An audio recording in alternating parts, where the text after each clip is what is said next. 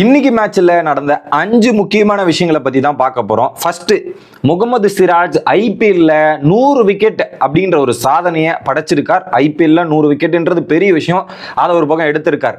ரெண்டாவது, அவரோட bowling ஃபிகர்லயே best figure என்னன்னா, இன்னைக்கு எடுத்த 4 விக்கெட்டுக்கு 17 ரன் அப்படின்ற ஒரு ஃபிகர் தான் அவருடைய பெஸ்ட் பவுலிங் மார்க்கா ஐபிஎல்ல பதிவு பண்ணியிருக்கார். அடுத்து எஸ்ஆர்எச் அணி இந்த சீசன்ல ஓப்பனிங்ல விக்கெட் விடாம இருந்ததே இல்லை.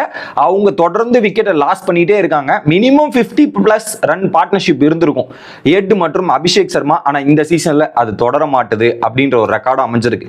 அடுத்து, பவர் பிளேல அதிகபட்ச விக்கெட் விட்ட டீமா எஸ்ஆர்எச் அணி முன்னிலை இருக்கிறது. அடுத்து வேற யாரு? சென்னை சூப்பர் கிங்ஸ் தான். பட் எஸ்ஆர்எச் லீடிங்ல இருக்காங்க.